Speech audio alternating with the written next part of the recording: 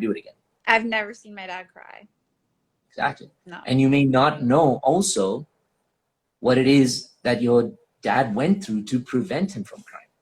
And if you want a way to also repair that relationship with your dad, that's a golden question. Yeah. To maybe instead of approaching with, Dad, why aren't you giving me what I want? Yeah. To ask instead subtly, Dad, what makes you not able to give me what I want? And to ask in that way of saying, Dad, what happened when you were growing up? Like, why do you think, you couldn't really cry? And when you create that space for an avoidance, so your dad is typically like my dad, which is an avoidant, like emotions are really hard for them. They can't like handle when someone cries, like all that stuff. When you create this space for an avoidant to feel safe, instead of overpowering them with the emotions, which is scary, when you create this space for them to start coming out of their shell, they start, at the beginning, they get really like awkward and they're like, what the fuck is this? Is this an interview? Like, is something going on? Like, this bullshit. They start to actually work through it because they realize they're not under the same threats that they were when they were a kid. Yeah. So my dad, after he had grandkids, started to step into this place where he could hold and hug a child and he could feel love because his father was no longer around anymore. His father was still in his mind fucking with him, but he could feel a little and a little and a little more safe each time. And that's how, for example, like I work with avoidance and teach them to be able to get through the space where they can slowly heal, because it's hard. They can't just suddenly love someone because someone's worthy of being loved. They have to feel like they're capable of love, and even they don't feel they're worthy of love. That's why they keep space. That's why they're like, no. I'd much rather not get something deep and magical because it's going to fuck me up just the way my dad punished me. So I'd much rather just be a plain, like a piece of bread, dry bread, and that's great for me. That's fine. I'll just do my responsibilities, show up like this, and that's good. I just want to say quickly, it's interesting that you said that, because my grandfather passed away, I think it's been almost 2 years now, and it's really hard on my dad, and I've noticed like a slight change in my dad's a little more sensitive. Yeah. Oh, like a little bit. You, Jill, are your dad's gift. So you are the opportunity to also slowly bring it out of your dad now. I know we're not like talking about your dad or analyzing your dad, it's still on you, but that will also help you understand how to heal. When you understand how to approach your dad with the way he needs it, rather than how to approach the dad with the way you need it, right? It allows you to really hold space for someone in a relationship. And that's why, like, I teach this exercise in week 4 of the gauntlet, or 3, about how to really hold space in a relationship. And most people are so fucking uncomfortable doing it because it requires silence, it requires eye gazing, it requires a certain level of like emotional contact, and people are like, oh my God, no, I'm so used to like saying something or validating someone when they cry or being like, no, it'll be better or whatever, because we're actually doing it because we're uncomfortable. We don't fully know how to hold space for someone. When you discover the power of holding true and healing your own like wounds, you discover the power of holding space for someone else in the way they need it. Your dad may not need a hug. He may not need like, love. He may not need like a gift. He may not need a dance. He may not need any of that. He just may need someone to sit next to him for a little bit, even in silence. Yeah. And slowly that's what'll get him to see that he's safe in doing it now. Something amazing that happens with age is that parents and people start to realize they don't have that much left.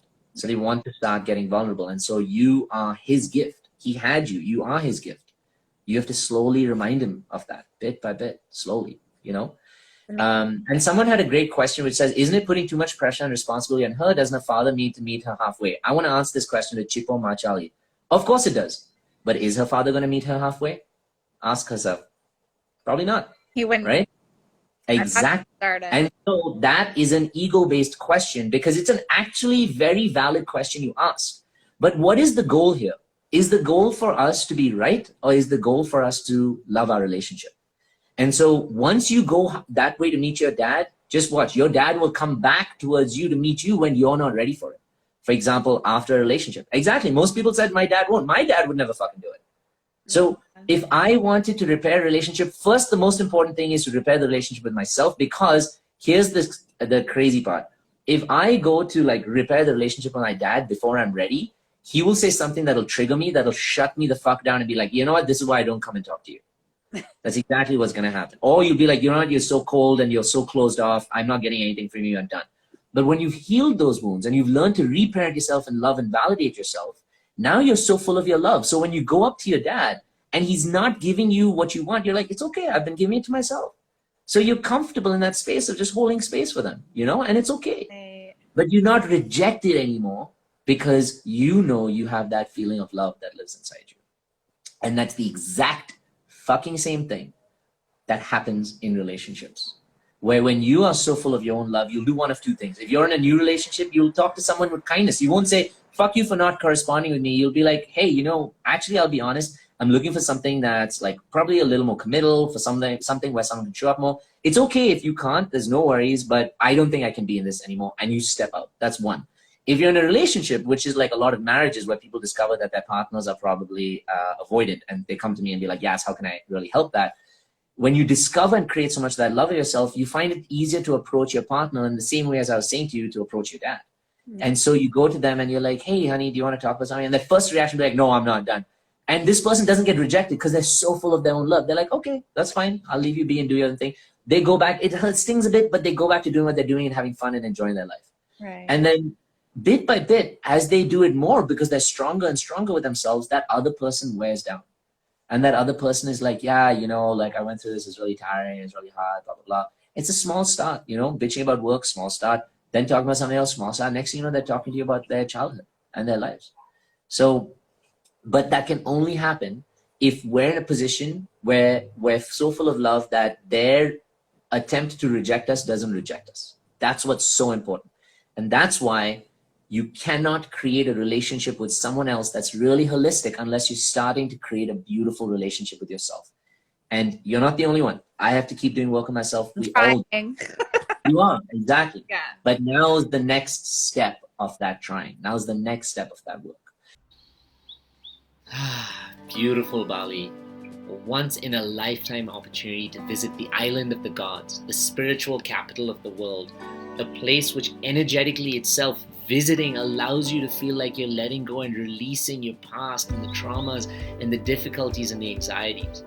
I take people on retreats all over the world, and I'm going to be taking only a handful of people. You could be there for 5 nights and 6 days to learn how to reset, to rejuvenate, and to relax, and to let go of all of the anxiety in the past and the stresses that are holding on to you, so you can return back to your life completely rejuvenated. You can bring a whole new, loving, confident, and open you. And when you return, you come back with this nourished sense of self, this fulfilled, powerful version of you that comes with the spirit of Bali, comes with the resetting and the releasing, and comes with the confidence and the strength you've now created. Come join me on this amazing experience. I am so excited. For 5 nights and 6 days in Bali. It's going to be so special, January 23. This is going to be a once in a lifetime opportunity, and I know you don't want to miss it.